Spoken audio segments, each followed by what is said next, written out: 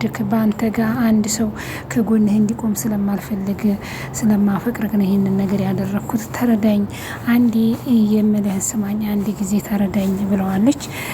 አንድ እድል ስጠኝ ስትለው በጭራሽ እኔ እድል አልሰጥሽም ብሏታል። እኔ እድል አልሰጥሽም ብሏታል። እድል ስጠኝ ብትለውም ለምን አቶ አምነን በጣም ነው የተናደደ። ይሄ እኮ የህይወት ጉዳይ ነው። ይሄን ሁሉ ነገር እያደረግሽው ለምንድን ነው? አንቺ እኮ ትክክለኛ ሚስቴ አይደለሽም፣ በግድ እንዳገባውሽ አታውቂም እንዲህ ብሏታል።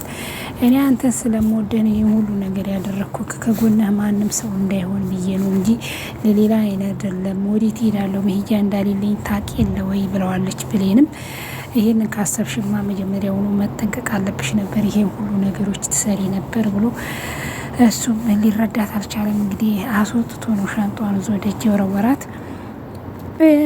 ጀሌም እንግዲህ ለቅሷን ቀጥላለች። ምንም ስታልቅስ እንግዲህ አቶ አምነን አራራላትም። እጇን ጎትቶ ነው ሻንጧን ይዞ ደጅ አውጥቶ የጣላት። ጀሌን እሷ ይራራልኛል እንደ በፊቱ ይመለሳል ብላ ነበር ያለቃቀሰችው። እሱ በጭራሽ ሊራራ አልቻለም። ለምን ያደረገችውን ነገር ይሄን ሁሉ ነገር ሲሰማ በጣም ነው የተናደደው። ሜርሲ እንግዲህ እናት ዛራን መጫወቻ ያደርጋቸዋለች። ሜርሲ ሜካፕ ምን አስመሰላቸዋለች እና እንግዲህ ስትጫወትባቸው ሜካፕ ከፍታለች ማለት ነው። እናት ዛራን እንግዲህ ምን መስላለች? ምን መስለዋል? ሜርሲ ግን መጫወቻ ያደረገቻቸው ማለት ነው። እንግዲህ አቶ አምነን እንግዲህ ሁለተኛ ወደ ህይወቴ እንዳትመለሺ፣ ሁለተኛ ወደ ህይወቴም ወደ ቤቴም ሁለተኛ እንዳትመልሽ፣ ድርሽ እንዳትይ ብሏታል። እንግዲህ ምን መሄጃ አለኝ ብለህ ነው? ወዴት ይሄዳለው ስትለው እንግዲህ ጀሌ እሱን መጨረሻ ነበር ማሰብ ያለብሽ ብሏታል። በጭራሽ ሊረዳት አልቻለም። እሷ እንግዲህ እንደፊቱ የሚራራላት የሚረዳት መስሏት ነው። አምነን እንግዲህ ከሰማው ነገሮች በጣም ነው ከባድ ስለሆኑ በጣም አመሮባታል። ደጃው እሱ እንግዲህ ጥሏታል ማለት ነው። እዚህ ጋር እንግዲህ አምነንም እንግዲህ በጭንቀት ውስጥ ነው ያለው ማለት ነው። እንግዲህ ብሌንም ምን ሆነሃል እያለችው ነው እና እኔ በጣም ተጨናንቅ ያለው እያለ ለብሌን እየነገራት ነው። የሚያስጨንቅስ ነገር ምንድን ነው ብላ ብሌን ጠይቀዋለች። በአንዴ በብሌንም እንግዲህ በጣም ተናዷል። ለምንድን ነው ይሄንን ነገር ለምንድን ነው ያልነገረችኝ ብሏል ማለት ነው። እና ዛህራና እንግዲህ ማልቤት ሽክፍ ለው ሜርሲ እንግዲህ በፊታቸው ተጫውታባቸዋለች። በጣም የሚገርም ነው፣ ያስቃል ማለት ነው። ሜካፕ ቤት ከፍታለች። ሜርሲ አሳምራቸዋለች እና በጣም ተዋናይ ናቸው እነት ዛራ። ወደ ኩሽናቸው ገብተዋል እንግዲህ ፏ ብለው። ይህ ሁሉን ነገር የነገረችው እንግዲህ ያምነን አያትና እናት ዛራ ሲያወሩ ሰምቶ ነው እንግዲህ ሄዶ ይሄ ሁሉ ያደረገው አቶ አምነን ማለት ነው። በጣም ነው በእነሱም የተናደደው። እጇን ጎትቶ ነው እያስወጣት። በስህተት ነው ተረዳኝ፣ አስቤበት አይደለም ማለች። እዚህ ጋ እንኳን እውነቱን አላመነችም ማለት ነው። እንግዲህ ብሌን አቶ አምነን ሁሉን ነገር እየነገራት ነው ማለት ነው። እውነተኛ ትክክለኛ ፍቅረኛውና ሚስቱ ብሌን ናት ማለት ነው። እንግዲህ ከብሌን ጋር ወይን ተጋብቶ አንድ ላይ ሆኖ ወይን ሁሉንም አስወጥቶ ቢኖር ይሻለዋል ማለት ነው። ወደ እሱ ህይወት የሚመጡት ሁሉም የሚጎዱት ናቸው። አንዳንዴ ብዙ ነገሮችን ያስተምራል። አቶ አምነን ምንም አቅም ምስኪን ነው፣ ግን በቃ ሁሉ የሚመጡት ሁሉ ለእሱ መልካም ነገሮችን አያስቡም።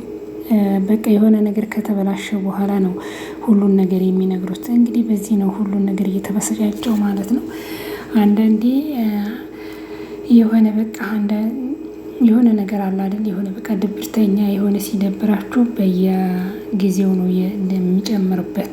አቶ አምነን አንድ ጊዜም እንግዲህ ደስተኛ ሆኖ ስቁም እዚህ ፊልም ላይ አይተነው አናውቅም ማለት ነው። ሁሌ እሱ ለብዙ ነገር ለስራም ለምንም ለሰውም ክፉ አያስብም፣ ግን በጎኑ ያሉት ሁሉ ለእሱ መልካም ነገሮችን አያስቡም። ነገር ከተበላሸ በኋላ ነው የሚነግሩት። በዚህ ነው እንግዲህ እሱም ተናዶ ይህ ሁሉ ነገር እንግዲህ መጀመሪያ አለመነገሩን፣ አንደኛ የልጁ መውረድ ልጅ ያስወረደችው ብሌን ናት ተብላ ነበር። ብሌን ባሌለችበት ነገር ይህንን ሁሉ እንግዲህ እናት ዛህራ ስታወራ ሰምተው ነው ለመሪና ይህንን መሪምም እንግዲህ እየተዋየ ነው። እሱ ከመሪም ጋርም አይሆንም ከእንግዲህ ወዲህ እሱ ትክክለኛ ትዳር አብሮ መኖር የሚፈልገው ከብሌን ጋር ነው። እሱ አንደኛም ወይን ብሌንም ሁሉንም ከህይወቱ አስወጥቶ ብሌንን ብቻ አብሮ ይዞ መኖር ይችል ነበር። ግን አላለ በቃ እሱ አያቱ ስትመክረው ወደ አያቱ ነው የሚሄደው። በአንዳንዴም በሰው ምክር ነው ብዛት የሚሄደው። አንዳንዴ በሰው ምክር የሚሄድ ሰው ያው ብዙ ነገሮች ይበላሽበታል። ሆነም አልሆነም በራሳችን ምሬት የምንሄደው እና በሰው ምሬት የምንሄድ አንድ አይደለም ማለት ነው። አቶ አምነን እንግዲህ ሰው ያለውን ይሰማል። በዛ ጊዜ ነው እንግዲህ ሁሌ የሚጎዳው። እንግዲህ ልጅነት ጓደኛውን ያመጣችለት አያቱ ናት። ከመሪም አባት ጋር እንግዲህ ከካርታ ጋር አብሮ አደጉ ስለሆነች የአቶ አምነን አባት ደግሞ ከሱ ብር ተበድሮ እንትን ብሎ ነበር። በዛ ምክንያት ያንን ነገሮች ውለታ ስላለ እንግዲህ እሷ ናት ትክክለኛ ሚስት ብላ ነው እሷን ያመጣችለት። መጀመሪያ እንደውም ከጀሌ ጋር ነበረች። ጀሌን እንደውም የልጄ ሚስት አንቺ በትክክል በቃ እውነተኛ ሚስት ሆነሽ እና በትክክል እንትን ብለሽ ሁሉን ንብረቱን እኔ ደግሞ ያለውን ነገር አስተካክልልሻለሁ በአንቺ ስም እንዲሆን የማንም እንትን አብሮ ከዚህ ወጥቶ እንዲሄድ የማንም ለቅምቃሚ ምናምን እያለች ነበረ የአቶ አምነናት። እንግዲህ ይህን ሁሉ ነገር ጀሌ የምታደርገውን ነገሮች ሁሉ አታውቅም ነገር። ግን በመጨረሻ ከእናት ዛህራ ይህን ሁሉ ነገር ከጀሌ ስትሰማ ቶሎ ከቤት እንድትወጣና እንድትባረር ያደረገችው የአምነን አያት ናትና እንግዲህ ይህን ሁሉ ያደረገችው ሜርሲ ናትና ሁሉ ነገር ከተሰማ በኋላ አቶ አምነንም ይሄንን ነገር እርምጃ በጀሌ ሊወስድ ያለው ይሄንን ነገር ከሰማ በኋላ ነው። መጀመሪያ ብሌን እንደዛ ወድቃ እንደዛ ሆና ይሄ ሁሉ ጉዳት ሲደርስባት መጀመሪያ ቢያቅ ኖሮ ቢነግሩት ኖሮ እስካሁንም ጀሌ እዛ ቤት አትኖርም ነበር። ያው እንግዲህ እሱንም ያው አልነገሩትም። እነሱ ሲያወሩ ነው እሱ አዳምጦ ይሄን ሁሉ ነገር የሰማው። ለእነሱም መልስ አልሰጣቸውም። ተናዶ ነው የወጣው። ያው ጀሌ እንግዲህ በየእጇ እናገኘችው ማለት ነው። ይህ ሁሉ በብሌን ላይ ግፍ ባታደርስ ኖሮ ይህ ሁሉ ነገር አይመጣባትም። ብሌንን ጭራሽ ከአምነን ህይወት አወጣለሁ ከዛ ቤት አረቃለሁ ብላ እሱ የመጨረሻ እስከ መጨረሻው ድረስ ከዛ ቤት ጥላ እንድትወጣ አደረጋት አቶ አምነን ማለት ነው። ግን በጠባይ በፍቅር ዝም ብላ ብሌንን ልትጎዳ ሁሉ እርምጃ ባትሄድ ኖሮ ጀሌ ከዚህ ቤት ልትወጣ አትችልም ነበር። እና አንዳንድ ነገሮች ሰውን ለመጉዳት የሚሰራው ስራ መልሶ ራስን የሚጎዳው። ጀሌ እንግዲህ ራስ ወዳድ ናት። የመጀመሪያውን ወይ ፍቅረኛዋ ናት ብቃ ብትስ አሁን እሷ ከእንትናም ከሙስጠፋም አልሆነች። ሙስጠፋም እንግዲህ ጠፍቷል። ለምን ይህን ሁሉ ነገሮችን እሷ ብዙ ጊዜ ለምኗት ነበር ሙስጠፋ። እሷ ትክክለኛ ባሌ እኔ የምወደው የማፈቅረው አቶ አምነን ነው ስትለው ነበር። እሱ ምንም ቢላ ልትረዳው አልቻለችም ነበር። ብዙ ለምኗት ነበር። በመጨረሻ እንግዲህ አሁን ከሁለቱም አልሆነች፣ ከሙስጠፋም አልሆነች፣ ከአቶ አምነንም አልሆነች። የተንኮሏ ብዛት መጨረሻ ብቻዋን አስቀራት ማለት ነው። እና አቶ አምነን ብዙ ታግሷት ነበር። ይህንን ነገሮች አሁንም እነሱ ሲያወሩ ባይሰማ ኖሮ ይህን ነገር ሊሰማ አይችልም ነበር። እሷ ሲጀምር መጀመሪያውኑ ፈርታ ነበር። ይህንን ነገር አቶ አምነን ከሰማ ከቤት ያስወጣኛል ብላ የፈራችውን ነገር አልቀረም ማለት ነው። የሚሬ ምንም አይፈልግም አቶ አምነን ትክክለኛ አብሮ መኖር ጊዜ ማሳለፍም ሆነ የሚፈልገው ጤንነቷንም ሰላሟንም የሚፈልገው ብሌንን ነው። ብሌንና ብሌንን ብቻ ነው እሱ የሚፈልገው። ግን ብዙ ነገሮች ብዙ ሴቱ በህይወቱ ይመጣል። ያው ለጊዜው ላፉ እንትን እሺ ብሎ ይቀበል እንጂ ምን ጊዜም ቢሆን እሱ ከብሌን ጋር ነው ማለት ነው። ፍቅር ያለበት ቦታ ነው እንጂ አለ ፍቅር ብዙ ነገር ማለት ፍቅር ሲኖር ነው ትዳርም። አንዳንድ ነገሮች በፍቅር መሀል ነው ሁሉ ነገር። ገንዘብ ሀብትም ገንዘብ ሁሉ ነገር ቢኖር ውበት ሁሉ ረጋፊ ነው። ግን ፍቅር ካሌለ ሁሉ ነገር ከንቱ ነው ማለት ነው። ትዳር በፍቅር ነው። ትዳር አንዳንድ ሰዎች በመልክና በገንዘብ በቃ ቋቋምነት በውበት በቃ እንደዚያ የሚመስላቸው አለ። ትክክለኛ ትዳር ማለት ትዳር ከፍቅር ጋር ሲመሰረት ነው ማለት ነው። ፍቅር ካለ የፈለገ ፈተናዎች የፈለገ ነገሮችን ቢመጣ ያ እንትን ሊያቋርጥ አይችልም። ፍቅር ካሌለ ግን የፈለገ ነገር ጥቅም ምናምኖች መልክ ውበት ሁሉ ነገር ቢኖር ይቋረጣል ማለት ነው። ትክክለኛው ወሳኙ ነገር ለትዳር ምንድነው? ፍቅር ነው። ትክክለኛ የሚያፈቅራት የሚወዳት ብሌንን ብቻ ነው አቶ አምነን ማለት ነው። ብዙ ሴቶች በህይወቱ የመጡት አንድ ግማሾቹም በመልክ ግማሾቹም በገንዘብ ተማምነው ግማሾችም በውበት በምንድን ነው ማለት ነው።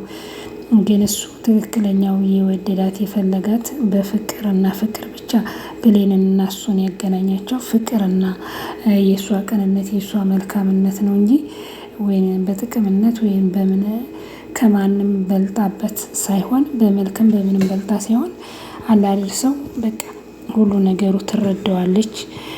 አስተዋይ ናት። የሆነ ነገር ራሱን ሲል ቶሎ ብላ እንደ ሌሎቹ ወደ ሌላ ነገር ውስጥ አትገባም። ታጽናናዋለች። የሆነ በቃ እሱ ሁሌም ዲፕሬሽን ውስጥ ጭንቀት ውስጥ ነው።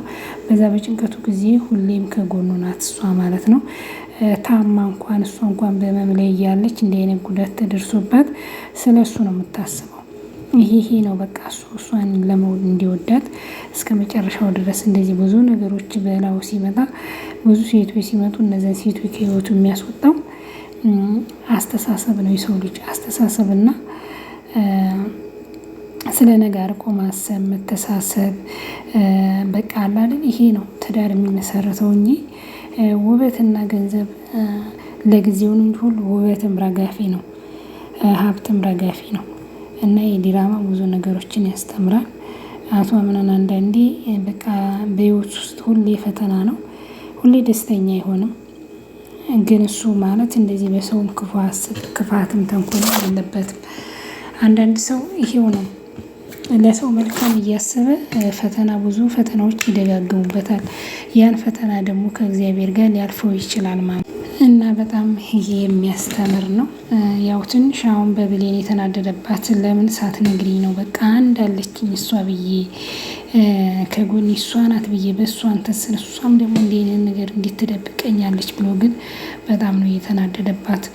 እሷም እንግዲህ ያው እንዳይናደድ እንዳይበሳጭ ብላ እንጂ ለክፋት ብላ አይደለም ይሄንን ነገር ያልነገረችው። እሱ ግን እንዴት በቃ ሁሉን ነገር ሚስጥርም ሆነ ሲከፋ ምንም ሲል ለብሌን ነው የሚነግራት። እዚህ ጋር እንግዲህ ብዙ ነገሮች ያስተምራል። ቁጭ ብላም ሜዳ ላይም ሆና ብዙ ነገሮችን ብትለምነውም እንግዲህ ጀሌ መቼም ልመናዋን ሊረዳት አልቻለም። አቶ አምነን አምርሯል ማለት ነው።